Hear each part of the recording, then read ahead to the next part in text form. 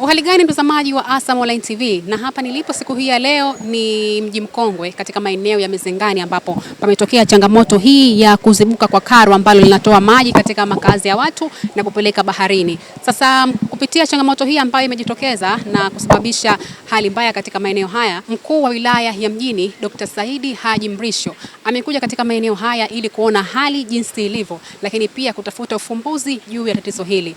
Lakini katika maeneo haya pia tumeweza kuongea na wananchi ili kuelezea kuhusiana na jambo hili ambalo limetokea.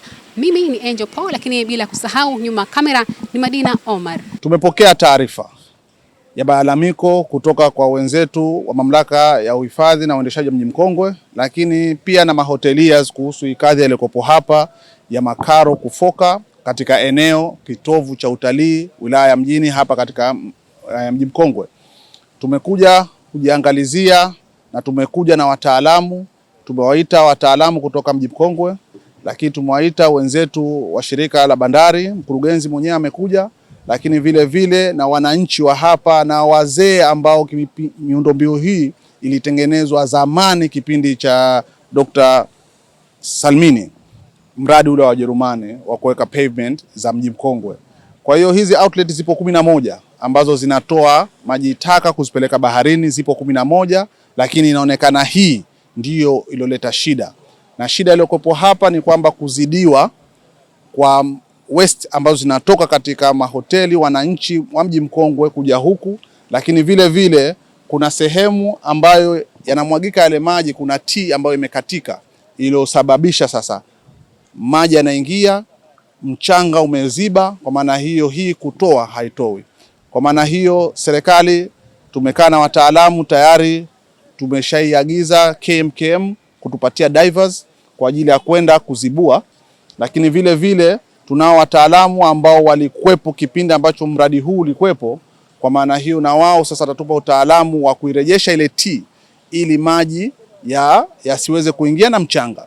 Lakini vile vile kwa hatua ya dharura ya haraka tumeiagiza mamlaka ya Mji Mkongwe kuweka tepu hapa kufunika, yaani kuweka tape, warning tape au cordon, ili sasa wananchi watalii wakipita waone kwamba hii eneo kuna hatari, wapite pembezoni, while sisi tunataka kuifanya hii hatua haraka sana. Hili tatizo linatokezea mara kwa mara, ni kama ni la muda mrefu, lakini linatokezea mara kwa mara. Likitokezea tunashirikiana na wenzetu wa Baraza la Mji wa Mjini ambao wao wana gari special ambalo linatoa pressure kwa kuzibua. Tatizo ni kubwa ni kule upande wa baharini. Kuna bomba ambayo ina discharge maji, kwa hiyo ile bomba linakuwa linaingia michanga. Na kama mliwasikia wenzetu wamesema kama ili tatizo la meli, mapropela ya meli yanatibua mchanga na unaingia kwenye ile bomba. Kwa hivyo likiziba kule, kwa hiyo kutoka chemba ile ya pale na hii hapa ambao hizi ndio zinapeleka baharini, kwa hiyo zinakuwa zinaziba. Zikiziba mpaka tupate na gari la pressure ndio tuweze kuzibua, yani ili zikibuka maji yanakwenda kama kawaida. Kwa hiyo hilo ndio changamoto kubwa.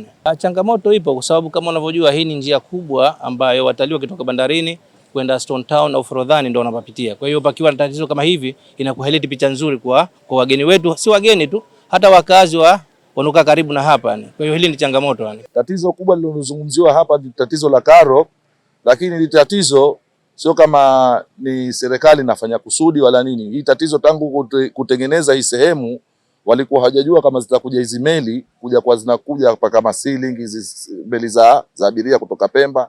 Sasa hizi ile bomba iko karibu na pale kwa bandari. Sasa wale zikipiga propeller ule mchanga ndo unakuwa unaingia ndani.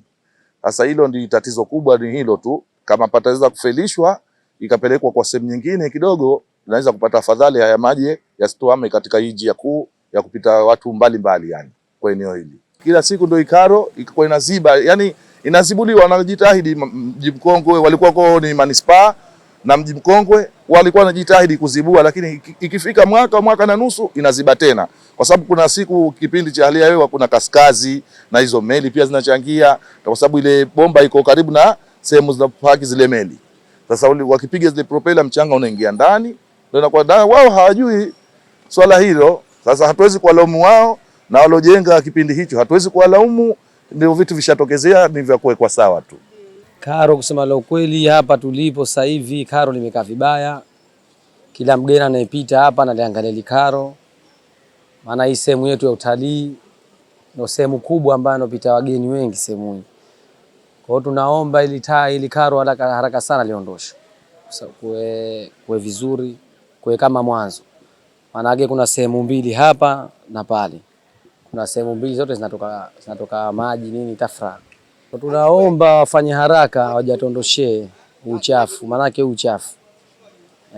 Kwa hiyo tunaomba afanye kwa msisitizo.